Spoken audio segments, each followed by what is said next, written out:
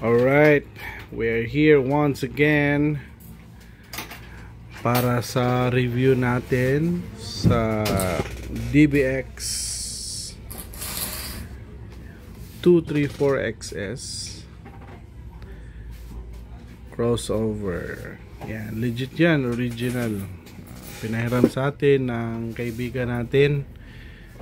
May malaking sound system dito sa Cebu, and for the main purpose to check kung yung output niya balance nga ba talaga. Yan. So ito yung original. So yan. Meron pang barcode, you know. And meron pang shielding. Yan yung original, yung mga ginamit na IC. Sa total build, maganda talaga siya. And yan. Yung mga mylars, poly, yan, ceramics, monolithics, like the normal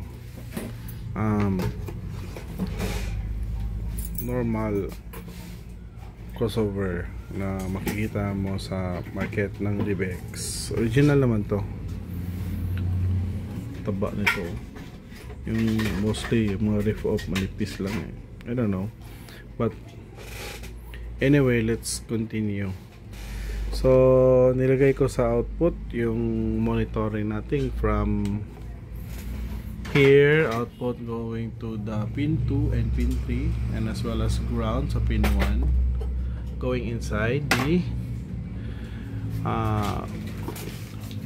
ating oscilloscope. Okay. Dito, atras konti. Open natin. Ayan o. So, confirm. Iba talaga yung original. Balance talaga siya. No need to modify. And sa high yan. High output. Andito. Nakita ko dito medyo similar sila sa circuitry, pero yung ratio ng mga resistor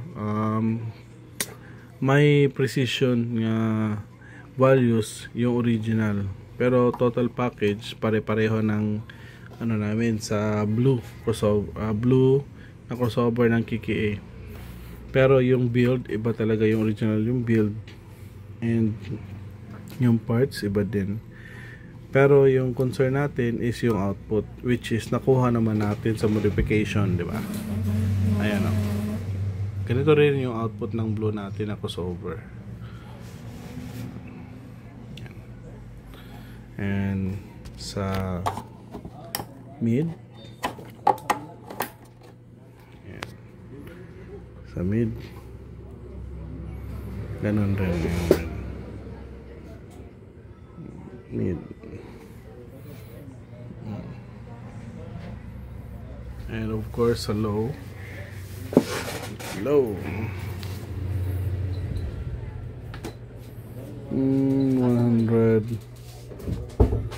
Hertz. Dito naman is 100 Hertz. Okay.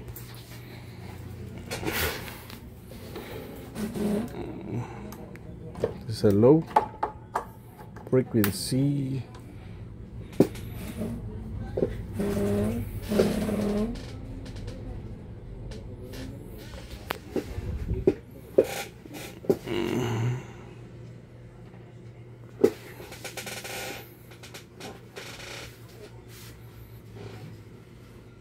So ayan, confirm yung low, balance pa rin. Naka-cut off pala. Ayan yung gain. Balance talaga ang output ng low, mid, at high, as well as sa kabilang channel. Mirror lang naman talaga yan. I mean, same. Yan yung output niya. confirm, balance signal, yung original. And in fact, yung ginawa natin wired sa blue, 'di ba? Ganito rin. Ganyan din. Yan. Kano? Wala. Soldar mo na. Pwede naman. Soldar na ko. Okay, correct. Ka-Richard na? Okay. Wala? Okay na. Ayan, oh.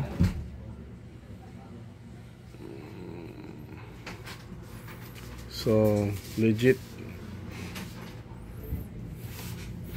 Yung napansin ko sa sa original, ganito yung placement, which is I highly recommend. Total, pwede naman i-modify yung mga China na crossover, same board. Actually, pare-pareho yung design ng board, parang copy nga eh yung board. Yung traces, placement, same talaga. And yung isang napansin ko dito sa mainboard niya, DBX234XL. Dito naman 234XS. Ito yung board namin na pinagkumpara ko sa blue. Yung blue namin is 234XL.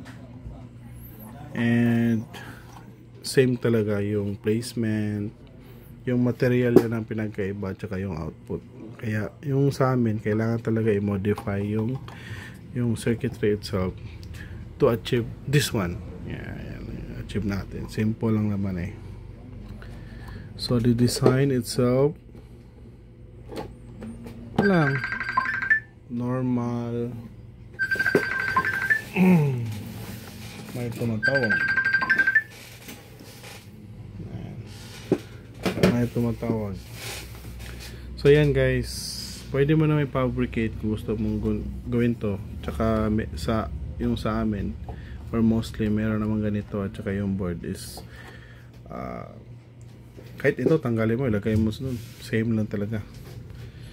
Ayan. Ito yung sa mga China walang shield na ganito. Pwede mo namang gawin din to kung gusto mo talagang kopyahin almost lahat. And the rest of the gang like switches and button, no problem. Okay, that's it guys. Medyo for the entirely checking of the output only yung video dito. Ang dami ko nang sinasabi. Ito lang yung punto. And also to see the inside as well. Diba? Grabe yung precision ng parts nila. Tignan nyo.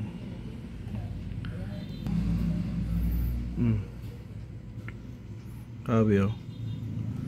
453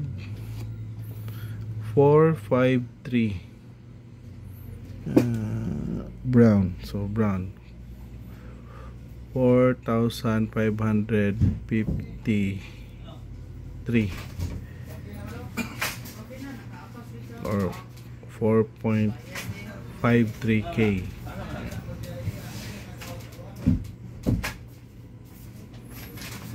Ito naman is 3, ang kulay ito, 3K, 317K.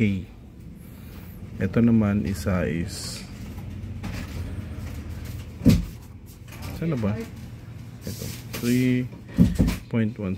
Dito naman is 6.04. Meron ako nito.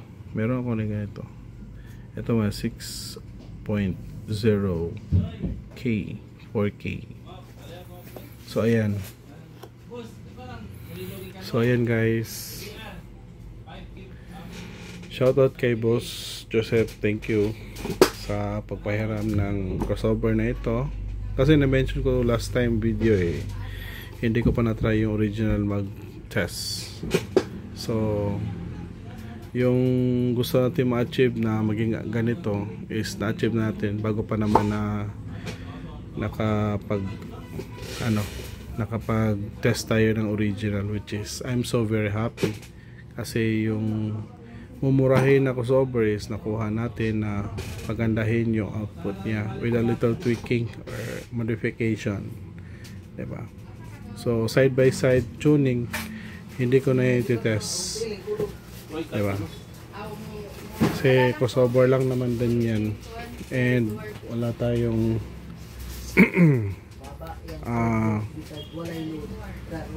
test procedure na yung pandinig talaga yung gagamitin, diba? Or software yan. So that's it guys, thank you for watching and babush.